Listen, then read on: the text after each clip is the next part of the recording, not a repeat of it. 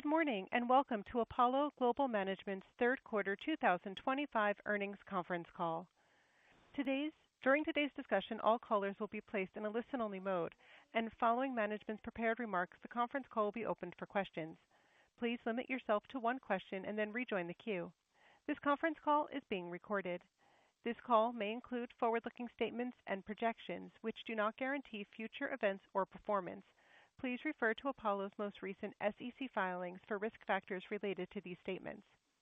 Apollo will be discussing certain non-GAAP measures on this call, which management believes are relevant in assessing the financial performance of the business. These non-GAAP measures are reconciled to GAAP figures in Apollo's earnings presentation, which is available on the company's website. Also note that nothing on this call constitutes an offer to sell or a solicitation of an offer to purchase an interest in any Apollo fund. I will now turn the call over to Noah Gunn, Global Head of Investor Relations. Thanks, Operator, and welcome again, everyone, to our call. Joining me to discuss our results and the momentum we're seeing across the business are Marc Rowan, CEO, Jim Zelter, President, and Martin Kelly, CFO. Earlier this morning, we published our earnings release and financial supplement on the investor relations portion of our website. As you can see, very strong third quarter results demonstrate the exceptional strength that we are seeing. We generated record combined fee and spread-related earnings, which drove adjusted net income of $1.4 billion, or $2.17 per share, up 17% year over year. In addition to the rich commentary we prepared for you on this morning's call, we'd like to announce that we will be hosting an extended fixed income call session for Athene this quarter on November 24th. And with that, I'll hand it over to Marc.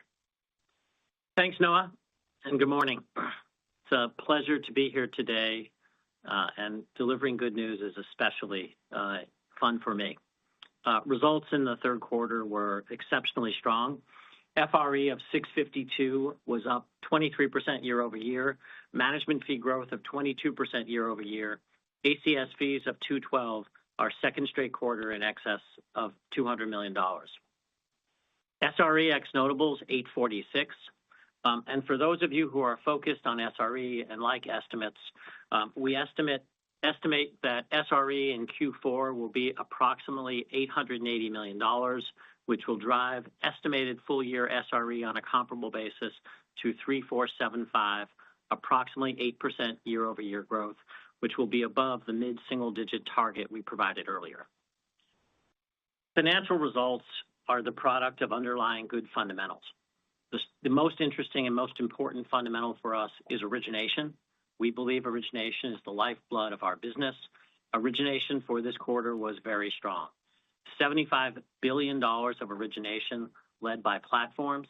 It's our second strongest quarter following a record Q2. Average spread on our origination, 350 basis points over treasuries, which was stable quarter over quarter. Average rating of BBB. The reward for good origination is people want to invest with us. Robust inflows of $82 billion for the quarter, led by asset management of $59 billion, retirement services of $23 billion. In the asset management number is $34 billion from Bridge, so inflows ex-Bridge, $26 billion.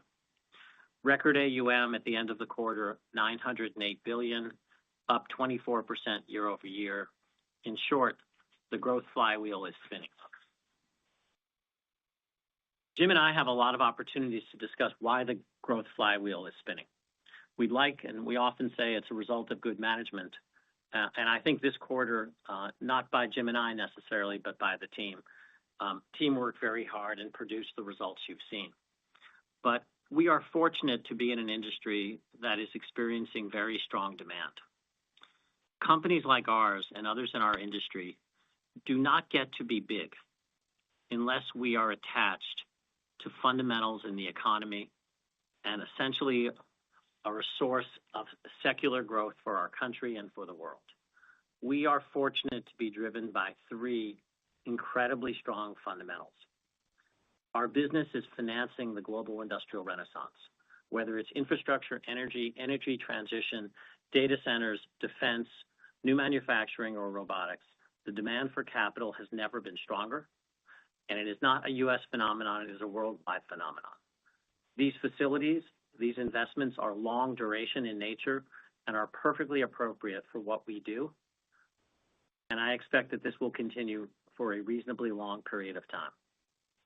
The second, we are facing a retirement crisis, a gap in retirement income almost everywhere in the Western world. We, through Athene, Athora, and the other investments we've made, as well as our third-party insurance business, are helping to close that gap. This is among the fastest growing sectors of our business, as I'm sure both Jim and Martin will touch on. And third, we provide an alternative to increasingly concentrated, correlated, and indexed public markets. If you want to escape the Mag 7 but still want to be invested, it is very difficult to do efficiently in public markets. These three fundamental goods are really the drivers of our business, and we are fortunate to participate in an industry that benefits from this. We are not the only ones to recognize this. If you think about the history of our industry, the entirety of our industry up until the last few years was essentially powered by the smallest bucket of our institutional clients called alternatives. The first 35 years of this industry were funded out of this little bucket. More recently, we've been given a second market called individuals. That second market we expect to be the size of the first market, and I don't think it will take 35 years to get there. We've now been given a third market called insurance.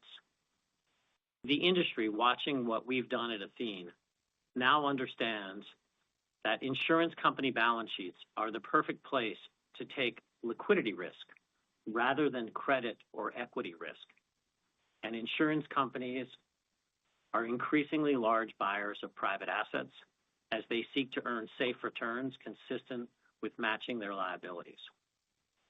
We've also been given a fourth market, and that fourth market comes from our institutional clients who are now considering and actively investing in private assets out of their debt and equity buckets. As we watch total portfolio approach take hold in the asset management industry, we expect this to grow pretty significantly over the years. If that were not enough, I believe we've been given a fifth market, and that fifth market is traditional asset managers, and I think this has the potential to be among the largest sleeves of investors in private assets. I expect that we will see significant private asset exposure inside of mutual funds, inside of ETFs, and inside of products of all types offered by traditional asset managers, as there is a rethinking of what active management is. Perhaps active management is not the buying and selling of individual stocks and bonds, but it is the addition of private assets to public portfolios. This will allow our industry to reach clients we would never on our own reach, and who want exposure to private assets but will not get exposure to private assets directly. And as all of you on this call know, more recently, a potential sixth market has opened for us in the form of 401k and related retirement plans. In short, for an industry that has grown pretty large over the years, we are now anchored by three really powerful secular trends that serve a fundamental good, not just in our economy, but in the world. And we don't recognize this by ourselves. Private assets are becoming more and more acceptable and more in demand. What do we worry about? Well, we worry about the things that we've always worried about. I believe our industry will find that it is limited in its growth by its capacity to find good investments rather than by its capacity to raise capital. It is incumbent on us to focus on origination, to make sure that we grow origination quarter over quarter, and that we really do respect the fundamental principle of our industry, which is excess return per unit of risk. This is ultimately why private assets are in demand and why we as a firm are in demand. I also worry about culture. We, at our industry and our firm, we have been preferred employers for the last 35 years. We work very hard day and night to make sure we do not lose the preferred employer status. What do I have the luxury of not worrying about? Well, I have the luxury of not worrying about credit. I thought yesterday's call by one of our competitors did, I thought, an adequate job describing the current credit regime. From my point of view, Credit is credit, whether it's originated by a bank or an asset manager. It makes almost no difference to me. There are fundamentally good underwriters of credit, and there are less good underwriters of credit. The observed outcome of the number of articles and the focus on a couple of isolated incidents in the marketplace is nil. 10 basis points of spread widening is essentially nothing. Jim, I'm sure, will spend some time on this, but I've encouraged him not to, given this, what I thought was a very successful discussion yesterday by one of our peers. Let me delve in a little bit to asset management. The quarter in asset management and the momentum we're seeing starts with performance. All buckets across our firm performed very well. In credit, up 8 to 12% over LTM, 3 to 5% in the quarter. Performance was achieved without reaching. We are at a really interesting juncture of time in asset management, and one that we frame really simply for our clients. We have them ask 3 questions. Are things cheap? Resoundingly no. Do we think rates that matter, long rates, are going to plummet? We do not. We think most of what we're doing in the world is actually inflationary rather than contributing to lower rates. And finally, do we see enhanced sources of geopolitical risk? We do. The answer to those 3 questions is yes. The logical thing to do is to take risk down. That is what we are doing as a firm. That is what we are doing for our clients. And we have been able to do this without reducing our need for return. ADS is a shining example of this. 9% annual return since inception, 2.1% for the quarter, 100% first lien, lower leverage, less PIK, less concentrated, 40% less exposed to software. In our asset-backed retail vehicle, we're now at $1.2 billion, up $425 million in the quarter. 70% of the portfolio is IG. 95% we originate on a proprietary basis. In debt, it's always been clear how one takes risk down. You move higher up in the capital structure. In equity, it is also possible to take risk down. Our hybrid franchise, which is now some $90 billion, with nearly $12 billion raised year to date, 19% LTM return. The flagship vehicle within hybrid value is AAA, Apollo Aligned Alternatives, which is now approaching $25 billion and no doubt will be our largest fund, although there's a healthy competition amongst the various fund managers. Ultimately, that competition is not fundraising, it's based on performance. AAA now has 42 of 43 positive quarters with a fraction of the volatility of the S&P, roughly an 11% LTM rate of return, and 12% inception to date return on the strategy. This is the kind of performance that attracts assets and that is consistent with our ethos in this sort of environment of getting returns without reaching. In our private equity business, the focus on cash flow and rational underwriting and avoiding fads and trends has served us very well over the long term. Our most recent fund, Fund 10, 22% net IRR, already 0.2 DPI. Fund 9, the one before that, 15% net IRR, 50% higher DPI than the industry average. The franchise over our history, 39 gross and 24 net. We're excited for Fund 11, which will come beginning of next year. And we will continue to do what we have always done, which is try and produce excess return per unit of risk and be responsive to the environment and be good stewards of capital. One of the things that we are increasingly hearing in our business is a divide in our industry between agents and principals. The notion of being a principal is that you underwrite a risk that you are prepared to hold. The notion of being an agent is that you underwrite a risk that you think you can distribute. Sometimes it doesn't matter, but when things are priced for perfection, we believe it matters more than ever. The thing that we have done as a firm is to align ourselves with our clients. The amount of comfort that they take with us as the largest owner side by side in almost everything we do is unparalleled and has really set us apart amongst our peer group. So what does the future hold? The future in asset management is all about innovation. You're seeing plenty of innovation, and on our next call, I would expect that we will focus probably in an outsized way on innovation, whether it is what we're doing in market making, whether it is the new addition of leveraged share classes to many of our evergreen funds, and leverage against private assets on a much more permanent and much more attractive basis, or it is our reinvention of the CLO market. And I expect innovations to take place broadly across the asset management franchise. The outlook for asset management is indeed very bright, and as you will hear from Martin, we expect FRE growth of 20% plus in 26. On the retirement services side of our business, we're seeing the same sort of robust demand. It's very clear that we have a retirement crisis, not just in our country, but across the world. The annuity market is a multiple of size versus a few years ago. And while rates are always important, secular demographics, or demographics themselves, are a driver of growth. And everywhere we look, there is a need for guaranteed income.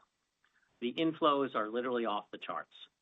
Through Q3, Q3, $23 billion, year-to-date, $69 billion. We're pacing toward a record year with the PGA market essentially closed for the entirety of the industry.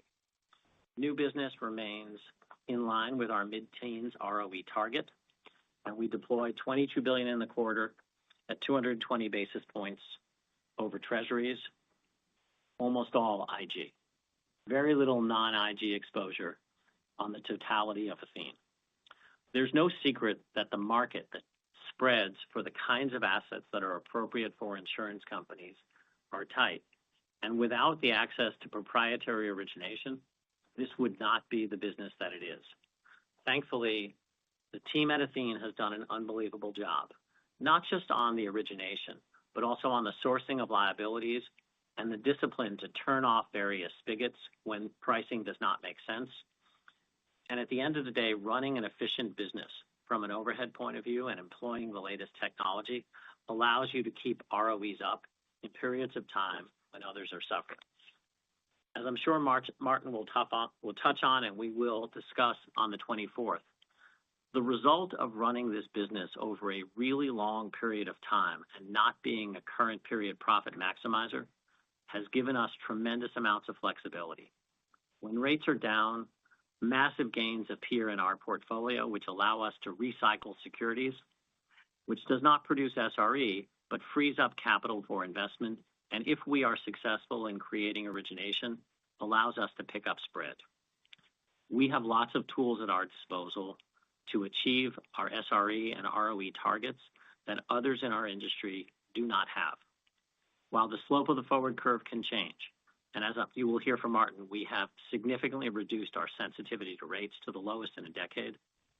We are just a very tough competitor. And for those who are interested in SRE, we expect SRE growth year over year for next year at 10%, and we expect average growth over the 5-year plan to also be 10%. We become, over time at Athene, since the rate of change in our volume is just not as significant going forward as it has been historically, we become a massive capital generator. One of two things will happen with that pile of capital that we either we have been conservative on how much new business we will add at Athene, which is the challenge to the management team on the new product side, or we will be able to redeploy that capital elsewhere in our business or to our shareholders. In short, Q3 was an exceptional quarter. We're seeing signs, not just for the current year, of very positive things happening, but the seeds being planted for not just Q4, but also for next year. It's just a fascinating time in asset management and retirement. And with that, I want to turn it over to Jim Zelter. Thanks, Mark. Having navigated credit cycles for more than 4 decades, I can tell you we've seen this one week before. Isolated incidents are nothing new, and they're rarely a signal of broader stress. As we remain vigilant in our underwriting and risk management efforts, what we're seeing is idiosyncratic, not systematic. Over the years, there has been a propensity to overemphasize short-term technical headlines and overlook the broader direction of travel within our industry.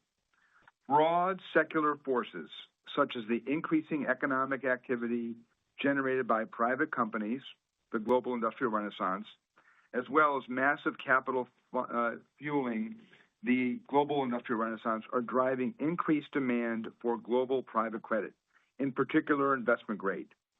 At the same time, demographics and the expanding needs of retirees globally are driving the secular demand.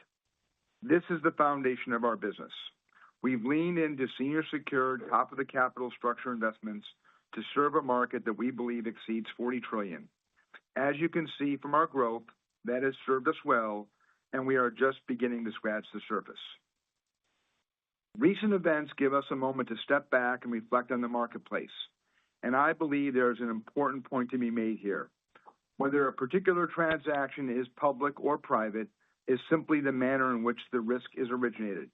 Ultimately, it is not the litmus test for credit quality. Our disciplined underwriting as an origination principle, not an agent or a tourist, across both public and private markets has allowed us to be trusted stewards of our investors' capital through various market cycles and position us for continued success. We look forward to leading and performing in a marketplace with a dispersion of returns. On origination, let me put the quarter and the origination engine in perspective. As Mark mentioned, we generated $75 billion in the quarter, a remarkable number and second only to last quarter's record. This brings origination volume to over $270 billion for the last 12 months, up more than 40% versus the prior period, and effectively achieves our multi-year target about 3 to 4 years early. We're encouraged by the early momentum and the capacity we have to scale. Results like this can only be driven by the full breadth and diversity across our business: platforms, core credit, high-grade capital solutions, equity, and hybrid. Within core credit, volumes were led by large cap direct lending, commercial mortgage lending, and residential mortgage lending. Across our 16 platforms, origination volume increased more than 20% year over year, and mid-cap was a standout, which continued to perform very well and generated more than 30% growth year to date. These are companies who we are providing real solutions at scale. This highlights and connects to our broader sponsor solutions ecosystem, which has more than tripled in recent years, growing from $20 billion in volume in 2022 to nearly $70 billion over the last 12 months. We believe our offering is unmatched in its scale, speed, and ability to deliver full firm solutions, with a toolkit that includes not only direct lending, both large and mid-cap, which is where many of our peers end, but also fund finance, asset-based finance, as well as other capabilities. Taken together, our sponsor ecosystem is unmatched in scale, in speed, and the breadth of the solutions we deliver. Let me bring this to life with two recent examples of our origination leadership. First, in support of Keurig Dr. Pepper's strategic objectives, we co-led a financing solution totaling $7 billion that was announced last week. This was yet another example of our leading position in the high-grade capital solutions and hybrid marketplace by providing flexible capital solutions. The second transaction I'd like to highlight is yesterday's announcement with Ørsted, where our funds will acquire a 50% stake in Hornsea 3, a 3-gigawatt scale offshore wind project for $6.5 billion. Alongside transactions we announced this year for ED&F, RWE, and BP, this is the latest large-scale transaction in Europe where we are investing behind energy, critical infrastructure, and transition assets in the region. Our activity in providing IG capital solutions to large-scale companies in Europe is unmatched. Looking across all of our origination in the quarter, $69 billion was debt, comprised of approximately 70% investment grade with an average rating of A-, and approximately 30% sub-investment grade with an average rating of single B. On the investment grade origination, we generated excess spread of over 285 basis points over treasuries, or approximately 200 over comparable rated corporate indexes. And in our sub-IG origination, we generated excess of 400 basis points over treasuries, or approximately 220 basis points over comparably rated high-yield corporates. Importantly, we observed stable spreads on our origination quarter over quarter, and that's particularly notable in a period where public market spreads are near generational tights. Producing excess spreads at scale is a clear testament to the solutions we deliver. While our existing origination engine continues to scale and has driven incredible results, we're not standing still. In the past few months, we have added several new resources that will augment, grow, and diversify these origination capabilities. Number one with Olympus Housing Capital is a new home builder finance strategy sitting at the nexus of multiple secular tailwinds between structural undersupply of single-family homes and demographics. Stream Data Centers strengthens our presence in digital infrastructure. 1050 is our new European CRE lending platform focused on structurally underserved small and medium-sized CRE markets. And finally, we announced the launch of Apollo Sports Capital focused on the sports and live events ecosystem in a market that continues to exhibit strong, uncorrelated growth and faces significant capital demands.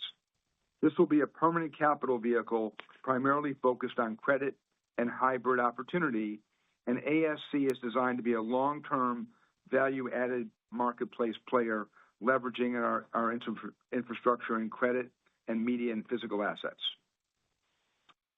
In capital formation, momentum remains exceptionally strong this quarter.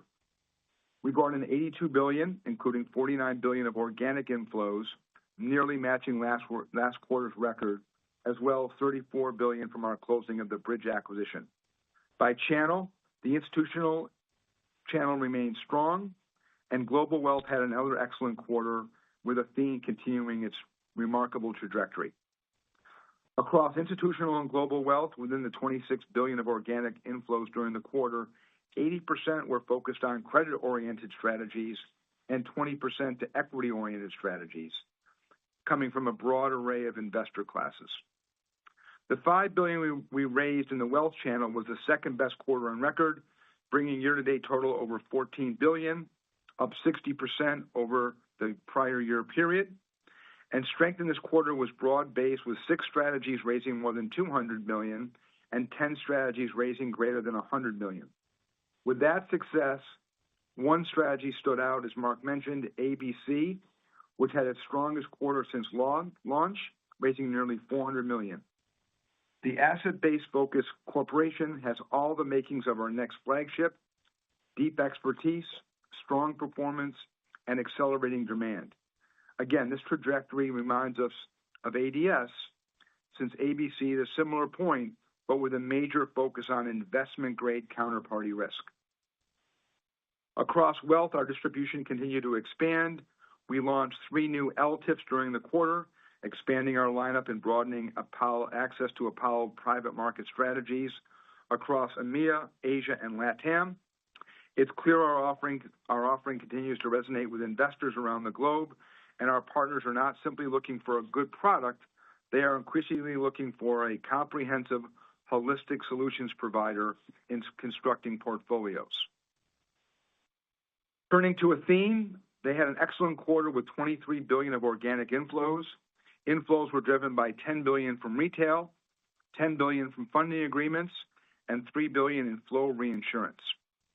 Retail flow saw particularly strength in fixed index annuities and MYGAs. Funding agreement issuance was the 3rd strongest quarter on record as we continue to capitalize on the favorable issuance backdrop. While Athene's core products have been the foundation of its impressive growth trajectory, we expect emerging products to widen the funnel. Products like RILA, with over $1 billion of inflows year to date, and the successful launch of stable value and structured settlements, as well as tax advantage and guaranteed income, will augment the growth and expand the opportunity set. Globally, the growing retiree population continues to drive significant demand for long-term income solution, and this is a durable secular trend that we're fortunate to have a significant leadership position with meaningful advantage that will allow us to continue to grow. The opportunity ahead is massive, and our platform has never been stronger in execution. With that, I'll turn it over to Martin. Thanks, Jim. Good morning, everyone. Our third quarter results highlight clearly, the accelerating momentum across our platform, reaffirming our ability to execute consistently on our long-term plan. I'll take a few minutes to walk through the quarter's financial performance and discuss the key factors supporting our progress as we close out the year.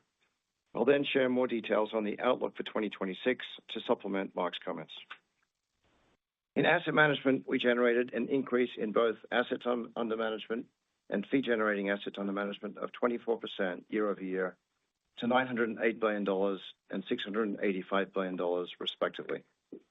We generated fee-related earnings of $652 million in the quarter and $1.8 billion year-to-date, up 20% year-over-year in each quarter this year versus the comparable period.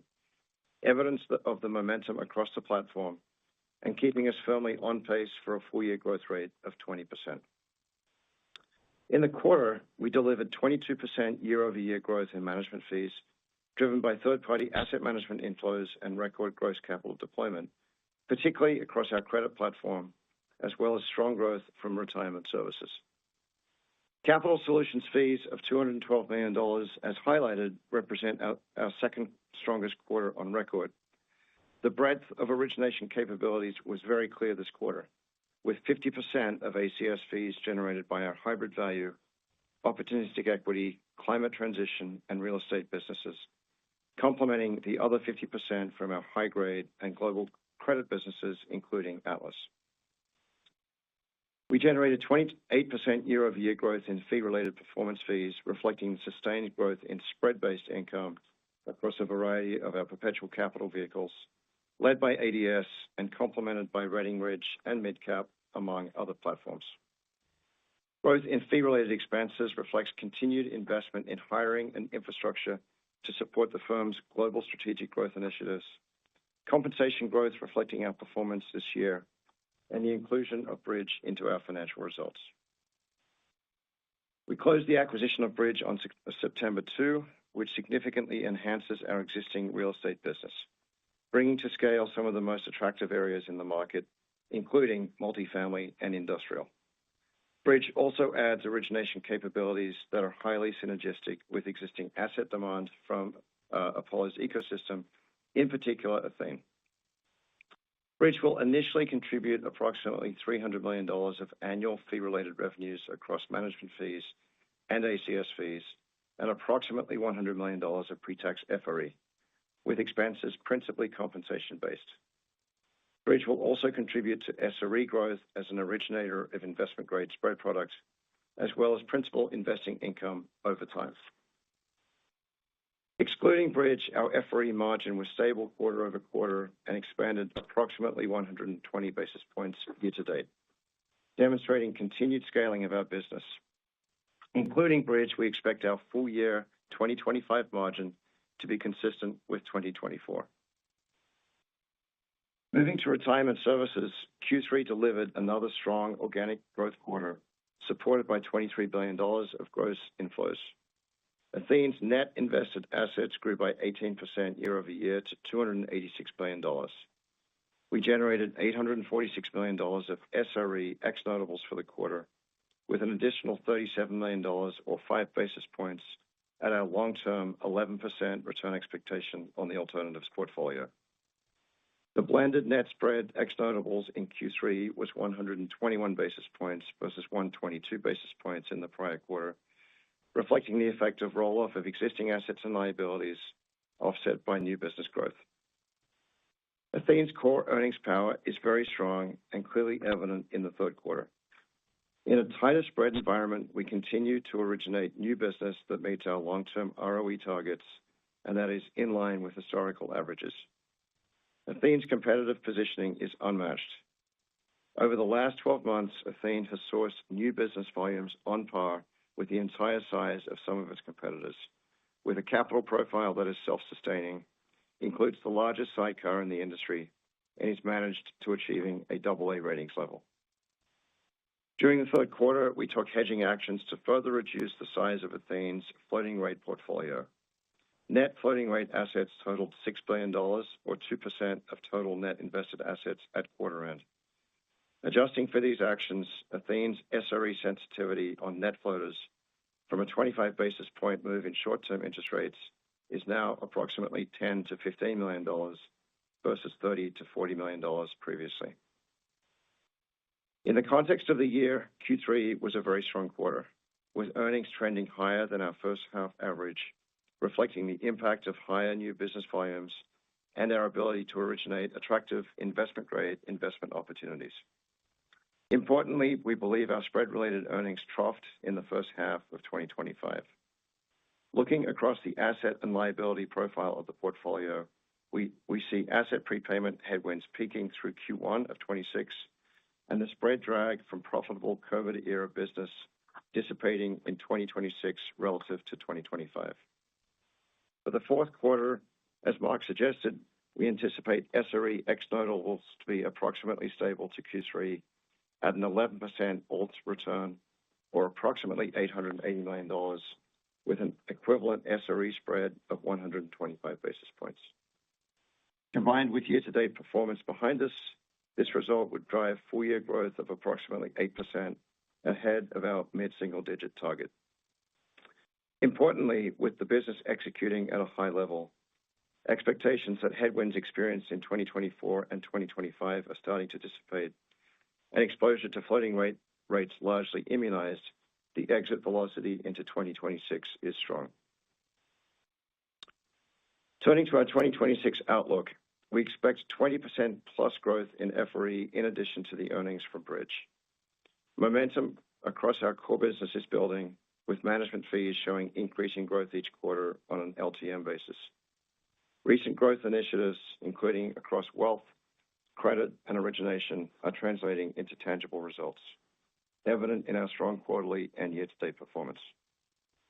We expect that roughly 75% of our top-line growth in fee-related revenue in 2026 will be attributable to fundraising and deployment from existing well-established businesses, as well as the annualization of growth already in the ground coming out of 2025.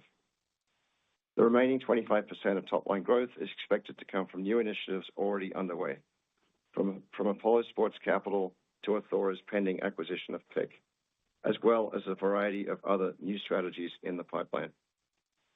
And to clarify, we expect this 20% plus FRE growth next year is without any contribution from our next flagship private equity fund, Fund 11, which we currently estimate will turn on sometime in the first half of 2027, subject to our pace of PE deployment.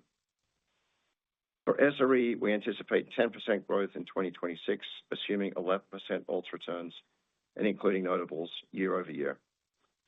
This outlook is underpinned by strong organic growth and our origination capabilities, which generate high-quality assets with spread. We expect prepayment headwinds to diminish as a result both of our reduced purchases of CLO assets and the already high prepayment levels we are experiencing at today's very tight AAA CLO spreads. We further expect the headwind from the roll-off of profitable post-COVID business to have already peaked in 2025. As Mark alluded to, we have various choices and management actions to help us navigate the path forward, such as managing our floating rate position, optimizing our backbook of assets, utilizing sidecar capital, and prudently managing crediting rates. Our 2026 outlook embeds the current forward rate curve, which contemplates 3 total cuts by year-end 26 and 9.5 total cuts over the cycle, and assumes the current tight market spread environment persists. Acknowledging these growth expectations, we expect and caution that there will be normal quarterly deviation around the growth trend line, reflecting the scale of an approximately $400 billion balance sheet. Looking beyond 2026, we remain confident in our long-term FRE and SRE average annual growth targets of 20% and 10% respectively through 2029. We expect the earnings mix shift towards FRE will result in FRE equaling SRE sometime in 2028, a year ahead of our expectation, and exceeding SRE thereafter. Lastly, on capital, we executed over $350 million in share repurchases during the quarter, the majority being opportunistic. The sequential growth in our share count reflects this activity, as well as the shares issued in connection with closing the Bridge transaction. With that, I'll hand the call back to the operator. We appreciate your time and welcome your questions. Thank you. The floor is now open for questions. If you would like to ask a question, please press star one on your telephone keypad at this time. A confirmation tone will indicate that your line is in the question queue.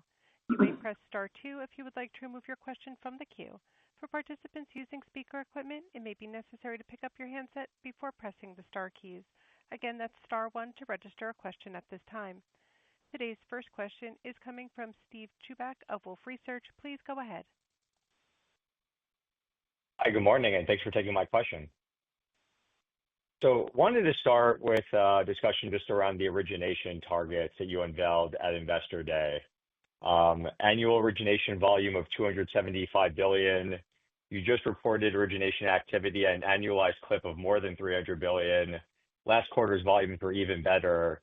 So taking a step back, as we think about the year-to-date origination strength, which is running ahead of plan, ongoing expansion of origination capabilities, with both you, Mark, and Jim had discussed in your prepared remarks, has your thinking changed as to whether this is still an appropriate target, and just what informs your outlook over the next few years?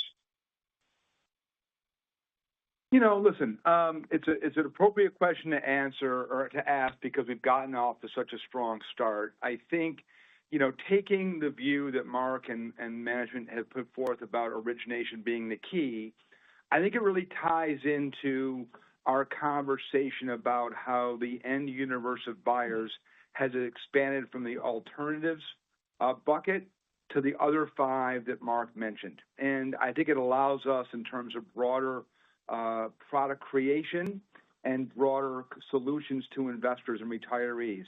But it would be premature. While we're very happy with the accelerated success, and while we see tremendous wins to our back in terms of the solutions we're providing, it'd be a mistake to change our 5-year estimates 9 to 12 months into the plan.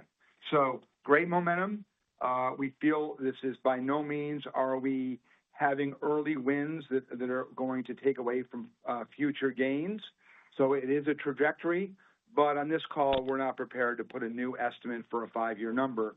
But I do think, and Martin tied into it, I think it's all about the flywheel. 75% of our growth next year is from existing vehicles, existing funds, existing strategies, which is the flywheel of origination. So it gives us greater confidence in our ability about the excess of 20% FRE growth in the coming years. Thank you. The next question is coming from Alex Blostein of Goldman Sachs. Please go ahead. Good morning. Wanted to start with a question around the wealth market for Apollo broadly. A couple of really strong quarters, $5 billion of flows in the third quarter. You talked about the new product pipeline, and Mark, I was intrigued by your comments around the asset management partnerships broadly. So maybe you could expand a little bit on how you view this $5 billion trajectory from here, how much is likely to come from new products or the existing lineup, and when it comes to the sort of asset management partnerships, maybe expand on that, what that could look like for Apollo over the next couple of years. Thanks. Alex, let me just start out by saying, as you point out, so when we did our Investor Day last fall, we talked about $150 billion within the 5 years in aggregate.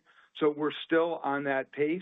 But I'll pass along to Mark, but certainly what we see is the product suite that we've created over the last 24 to 36 months in terms of breadth of products, evergreen, non-traded BDCs, ABC, not only is expanding product set and geographically, but you will see more solutions-oriented, but also, as we talked about, the 6 channels. And with that, I'll really toss it over to Mark to talk about those 6 channels.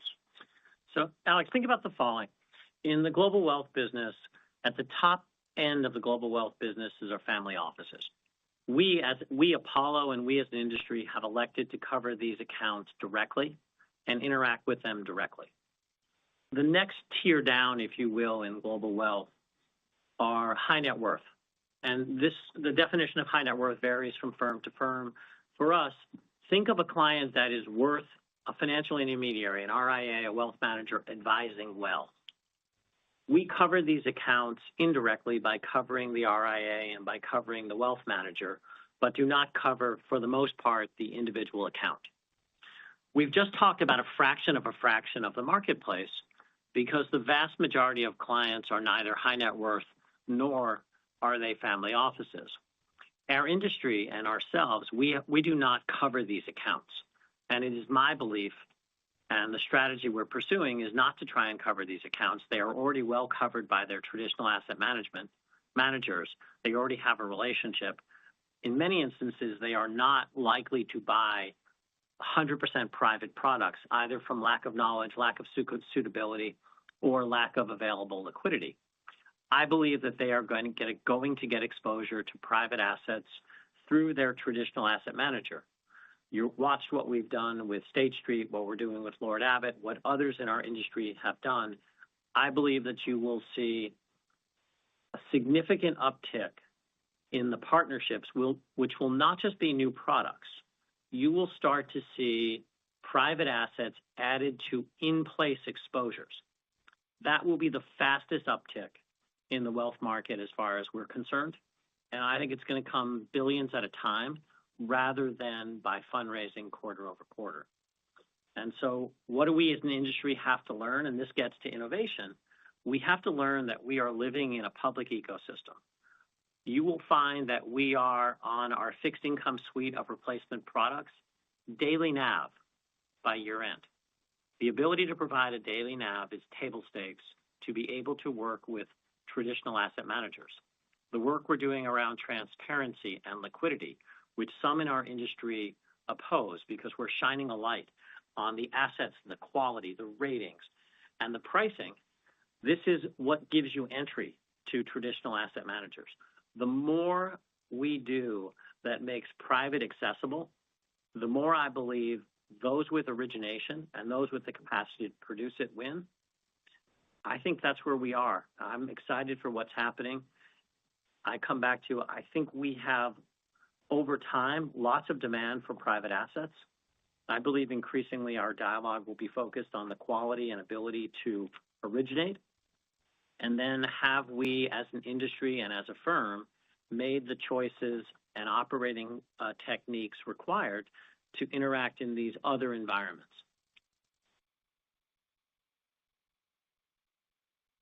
Thank you. The next question is coming from Patrick Davitt of Autonomous Research. Please go ahead.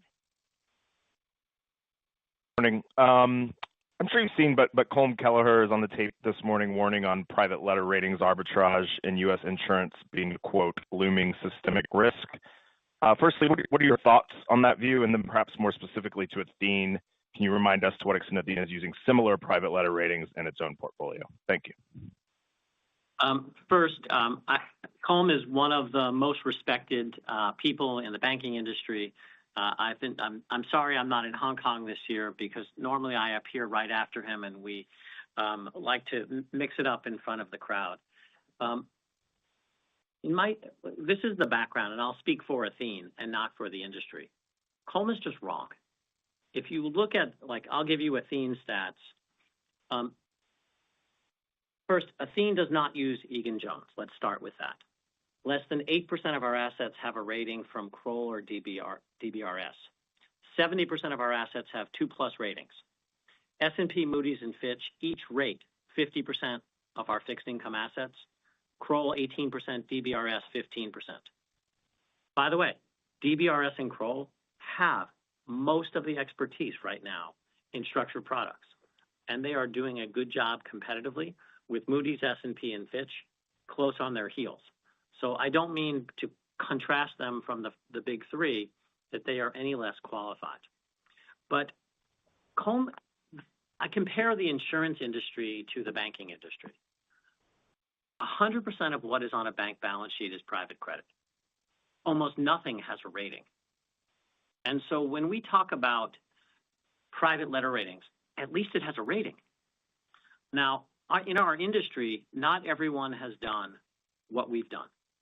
And Colm is not wrong to think about and to talk about systemic risk. Because like the banking industry, you have really strong players and you have really weak players. In the insurance industry, you have really strong players and really weak players. I do not believe that private letter ratings are where the focus should be. I continue to believe, as I've said previously, that we have offshore jurisdictions of significant size that have not produced the kind of regime that is consistent with U.S. ratings and U.S. state-based regulatory reform. And we continue to highlight Cayman's because it is the largest, but there are others. So Colm is not wrong at this point in the credit cycle to say that there are systemic risks piling up. I think the deflection from banking to insurance is an easy deflection and something one says at a conference. But if you look at the recent blowups, and we all know the various names, almost all of those blowups have taken place in credits underwritten by the banking system.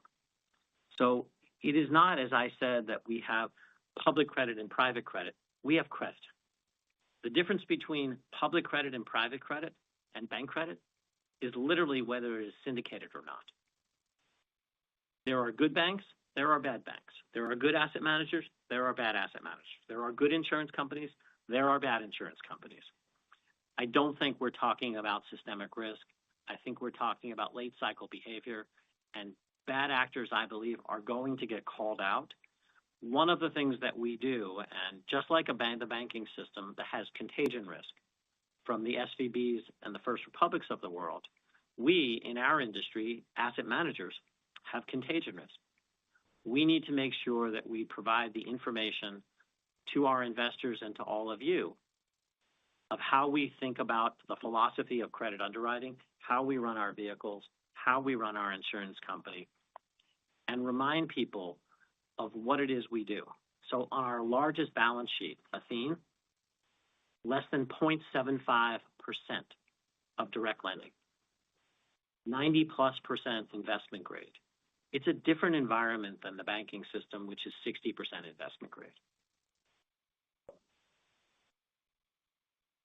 Thank you. The next question is coming from Bill Katz of TD Cowen. Please go ahead. Okay, thank you very much for all the commentary this morning and taking the question today. I just want to circle back on the wealth management opportunity.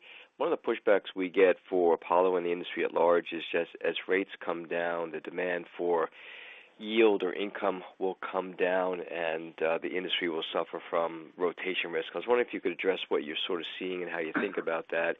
And then as you look out to 2026, I wonder if you could just lay out a little bit more detail, the roadmap in terms of what drives the incremental growth from here. Thank you. So it's Mark. I'm going to start with a bit of a philosophical review, and then I'm going to hand it to Jim, who really will delve into a little bit more specific.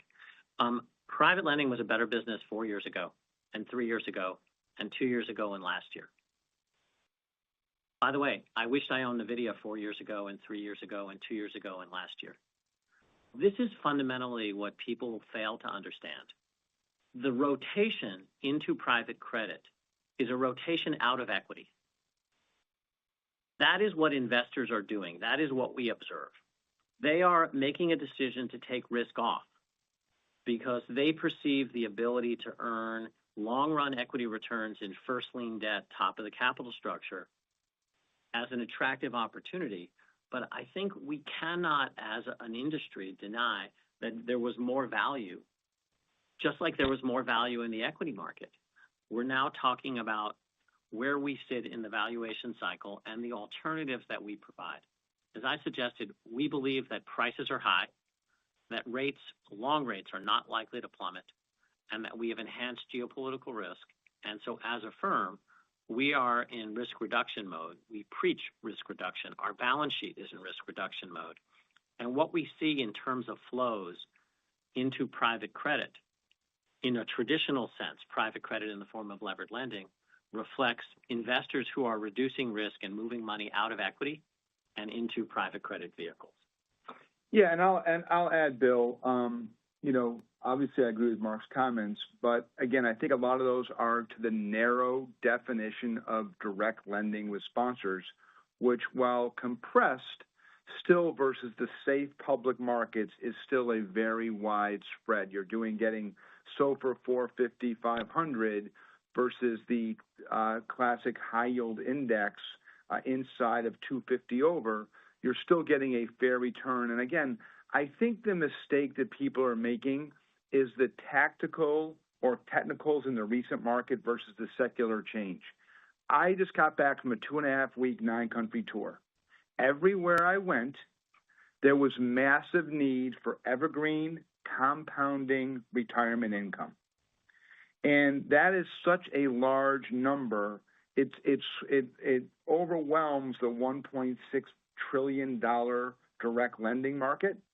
And again, we just find country after country, region after region, the ability to generate high quality compounding robust yield is a secular trend. And especially as the rates have gone up over the last 5 to 7 years, as more pensions are fully funded, they're going through a variety of immunization strategies. So yes, on the margin, not as attractive as it might have been 24, 36 months ago. That's why we've been preaching top of the capital structure, no PIK, less software, et cetera, et cetera. But do not confuse that with a secular tailwinds. Thank you. The next question is coming from Craig Siegenthaler of Bank of America. Please go ahead. Thanks. Good morning, everyone. We wanted to come back to Mark's comments on the 6 markets, including several newish markets like the traditional asset management and the $12 trillion U.S. 401k channel. What type of share do you think the alts will eventually take of both the traditional and the 401k markets? And also, what investments does not just Apollo, but the entire industry need to make in order to prepare the origination platforms to address this much larger TAM? So I start with traditional asset managers because I think there is a natural limit. Right now, inside of a number of vehicles, you have a 15% limit. And most of the investors do not bump up against this 15% limit. And so back of the envelope, we think that there is potential, which is different than a forecast, of roughly 10% of traditional asset managers.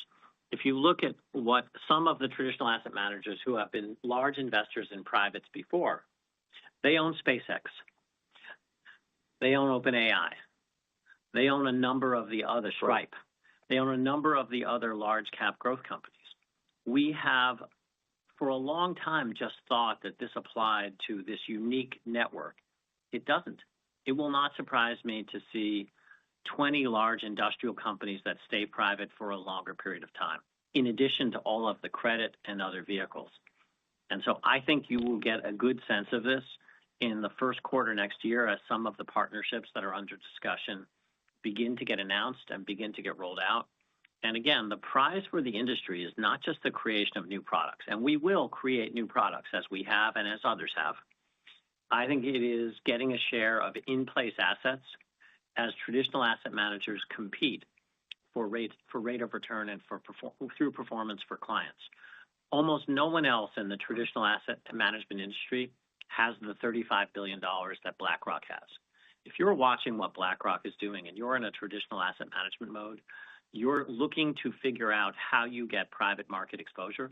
I believe they will get private market exposure through partnerships, through relationships. And what we need to do is not just invest in origination. We need to invest in infrastructure. We need to invest in business processes. We need to embrace transparency and disclosure, because traditional asset managers will not move in size into the private marketplace unless we can do things like daily NAV, unless we can provide price, unless we can provide liquidity. A whole new set of skills is going to need to be learned by our industry, and I believe that we have a leadership position in this and have embraced this as a methodology of how do we do business going forward. Yeah, Craig, and I would just add that, I think many of us in the industry 2-3 years ago thought that the promised land was just getting our products on their platform, which they would deliver and distribute. And that's worked for some. It's not worked for many. And as Mark mentioned, when BlackRock made their variety of purchases, there's many income funds, there's many total income funds, total return funds that have a basket, and I think servicing them in partnership. It's very similar to the bank alternative credit provider. There's a view that it's a black and white war. It's actually much more open architecture. It's much more problem solving together. And this is just one of the many distribution channels that we believe, you'll be able to service going forward, just like at a place like a variety of firms that are using models and OCIOs, the ability to cover those folks with actual product solutions as well, not just funds. So it's really a much more open architecture view of how you partner with your origination, which is the scarce attribute. Thank you. Our next question is coming from Glenn Schorr of Evercore ISI. Please go ahead. Hi, thanks. Sorry, one more on this topic because I think it's so interesting. So I'm a believer. I think you infusing some of your private market origination can produce better returns, better diversification, even maybe turn their outflows into inflows for some of these products.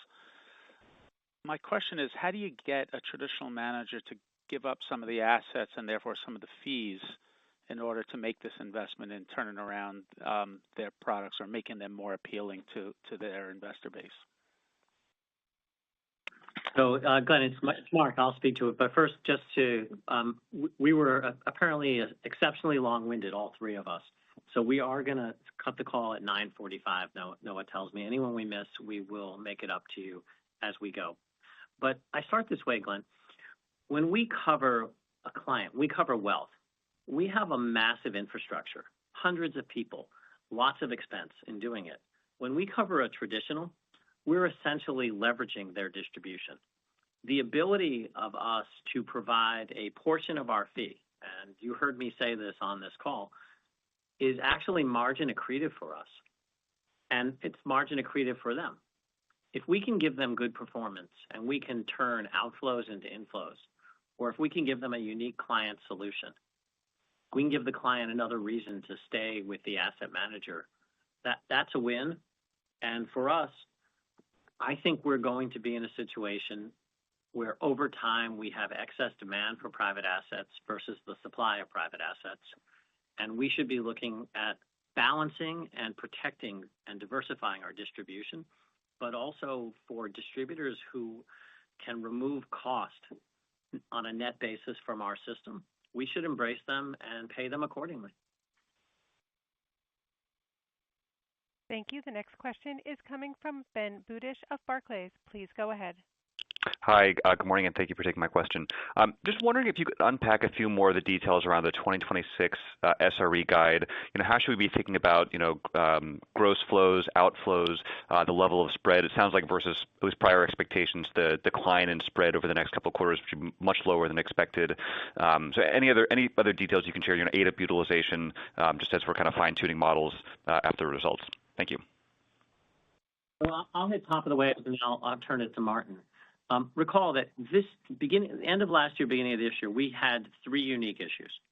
We were facing rates headwind, a prepay headwind, and the roll-off of massively profitable business that as a result of business that we put on at COVID.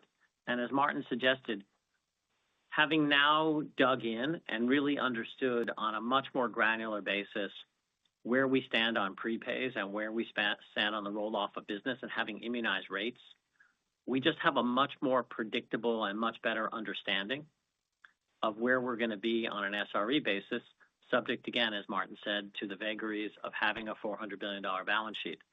What we intend to do is on the 24th is to spend more time on this so that you can help build a model. But just to give you top of the waves again, I don't think much is going to change in terms of ADAP utilization and gross flows, inflows or outflows.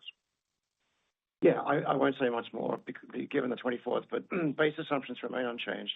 The one other point I think which is relevant is we're clearly outperforming in 25 relative to the prior guide that we indicated, and that also has a run rate benefit jumping off into 2026. And so, we've written this year to date, almost in 9 months, almost the entire volume that we wrote last year. We will be likely close to, but not quite at, the 5-year average on top line growth in year one. And when you pair that with a very strong, sort of robust origination environment with the spreads that we've been able to achieve and the rate actions we've taken, that all sort of gets to a more healthy jump-off point into 26 with a sort of similar baseline set of assumptions. And we'll unpack that more. Thank you. The next question is coming from John Barnidge of Piper Sandler. Please go ahead. Good morning. Thank you for the opportunity. With the capital markets world opening up more and OpenAI moving towards an IPO in 26, do you think this open capital markets environment and those companies moving from the private bucket to the public market will cause a natural inflow of public dollars back into those private assets from those asset managers you mentioned? Thank you.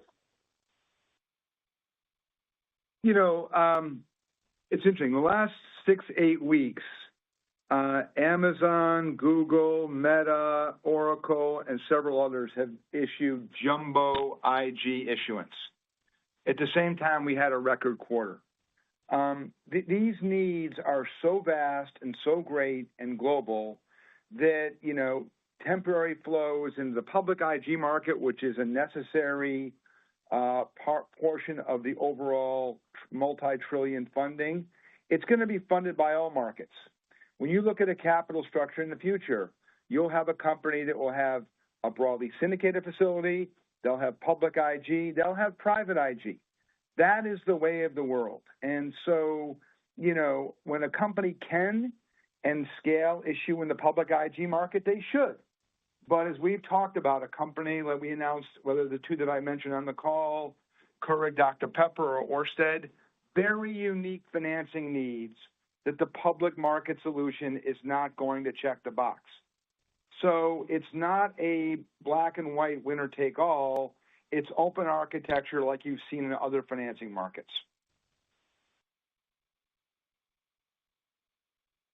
Thank you. The next question is coming from Michael Cyprys of Morgan Stanley. Please go ahead. Hey, good morning. Thanks for squeezing me in here. Wanted to ask about the partnerships with the traditional asset managers that you were alluding to earlier. I was hoping you could elaborate a bit on how you anticipate these partnerships evolving, what the different flavors might look like, and what scenario might it make sense to maybe even acquire in some of those types of firms as opposed to partnering. And then if you could just speak to market making around your aspirations and steps you're taking there as you look to support the development of the marketplace. Mike, I'm just going to mention a few things we've talked about in the past. I mean, you know about how we partner with State Street on the ETFs. You know how we've announced our dialogue with Lord Abbett in terms of the short duration vehicle. I think what Mark and I are describing, what our partners are describing, is the evolution. It was really like the idea of private direct lending 10 years ago. It was an augment to how the high yield and loan markets work. It was a third tool. And I think that a lot of questions today about sizing the TAM, it's too early to be doing that.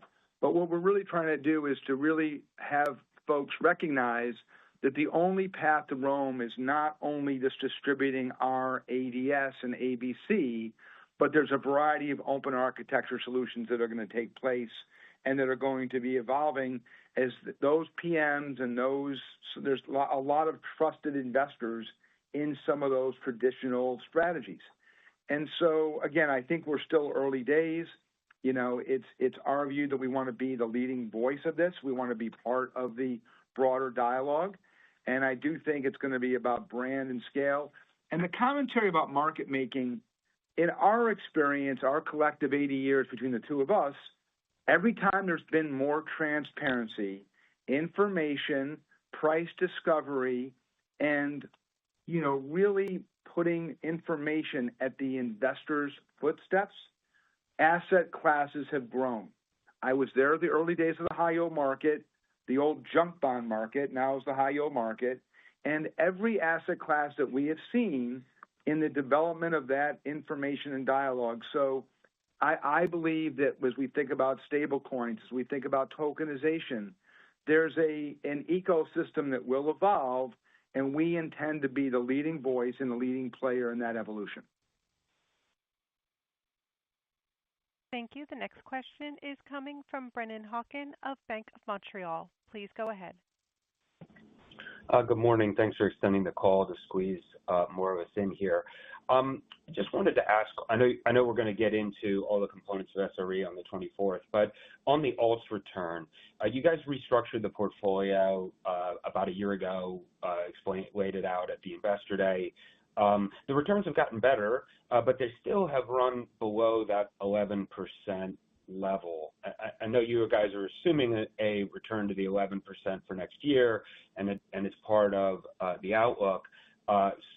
So what has constrained it, even despite the restructuring, from getting to that 11 and maybe even seeing a few quarters above it, which you would think with an average would happen? And what's the confidence of the progression, continuing to eliminate that gap? Thanks. So big picture, and we will spend more time on this on the 24th. We have two components of the alts portfolio at Athene. By far, the largest component is AAA. AAA is, my recollection, 10.9% LTM. And we're in AAA, the returns have been just fine. We do suffer a little bit from cash drag, and we have a relatively healthy pipeline, and we expect the cash drag to come down. And we are optimistic and confident, subject to market conditions, that we will exceed the bogey there. The other portion of Athene's portfolio of alts, which is outside of AAA, relates to its holdings of other insurance assets, one of which is Venerable, which has, quite frankly, more than exceeded by a wide margin the 11%.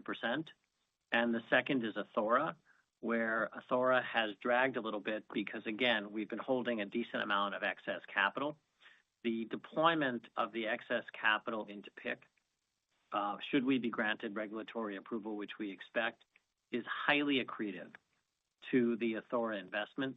And we would expect to see both categories, insurance and AAA, be more in line or exceed target levels of return. Thank you. We're showing time for one final question today. The final question will be coming from Brian Bedell of Deutsche Bank. Please go ahead. Oh, great. Thanks so much for squeezing me in. Maybe just back on the 401k theme. I guess, Mark, are you seeing any near-term traction from plan sponsors in thinking about adding privates to their portfolios? I know it's a long-term theme, but just trying to get a sense of if we might see some progress actually this year in the industry.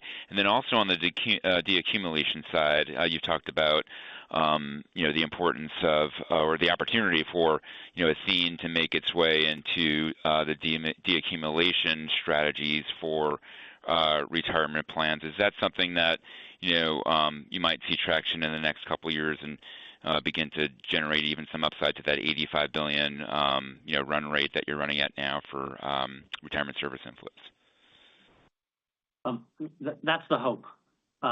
Look, we are maybe taking them in reverse order. We are very focused on the notion of guaranteed lifetime income. Guaranteed lifetime income is the simple decumulation strategy. It's a journey that, quite frankly, retirees have been on. If you go back in history, they loved their defined benefit plan. They knew exactly what they were going to get. The corporations, not so much. And so we kind of put them in a 401k self-directed marketplace, and it turns out very few of them actually make a decision. Almost all of them end up in the default option selected by their employer. The ability to offer to them guaranteed lifetime income, but this time not provided by the plan, but provided on a commercial basis by third parties, is the holy grail for us. It is what we're focused on. I think we will do this a little bit on the 24th, but probably more likely guaranteed income strategy. Again, not in our 5-year plan, but certainly something we're working on, and we believe upside to where we are. The second, in 401k, we continue to see progress in 401k. As I've mentioned previously on these calls, we've crossed over, a couple of billion in the various managed account platforms and others by people looking to do this. Is it in any way like a groundswell? No. Everyone is in the information gathering phase right now. The guidance that the administration has put out in terms of their desire is actually quite helpful, but I don't think we're going to see massive take-up until we end up with either guidance, which would be something that would be able to happen in the relatively short term, or a ruling of some sort, which might take a longer period of time. But this is a time for us to be out educating. And Jim and I get all of these call reports. It is among the most important things that we watch and follow. Go ahead, do you want to say something? Thank you. We actually are showing time for one additional question. Our next question is coming from Wilma Burtis of Raymond James. Please go ahead. Hey, good morning. How do you think about the trade-off between higher volumes versus higher spreads in this ultra-tight credit spread environment, and how does that change Athene's capital efficiency or ROE? Thanks. So I don't know that it's just an Athene issue. I think it's across the board. We are in the excess return per unit of risk. And so it's not just spread absolute, it's spread in various marketplaces. And so to the extent we can earn excess spread at the A level or at the AA level, we have different requirements than we do having it at the BBB or BB level. So we see this across the board. For Athene, where we are the capital at the end of the day that supports this, we do not think it is fundamentally intelligent to grow the business without adequate spread. If you do this, you will be the only one who supports it. The reason we have been trusted with the industry's largest sidecar is because investors know that we will not take volume unless we are earning adequate spread. And you bring back one of the theme that I think Jim and I live with. At the end of the day, we and our entire industry are origination constrained. Now, the good news is we're doing any number of things to massively scale origination, and there are a number of very positive trends in the world in that regard. But we should not ignore that we are essentially hostage to origination and our capacity to create excess return per unit of risk. That is the promise of private markets. And I would just add, I think if you look at the last 5 to 7 years, how we've navigated our securitized product CLO holdings, we've constantly upgraded, and it's with a view of where we are in a credit cycle. Even though we probably would have on a pencil, we'd have a higher ROE owning more triple and double Bs, but we've owned a lot more double A's and single A's because of the overriding view on credit. So let our actions speak louder than our statements. Thank you all. Look forward to next quarter, and thanks for all your support on the call. Ladies and gentlemen, this concludes today's event. You may disconnect your lines or log off the webcast at this time and enjoy the rest of your day.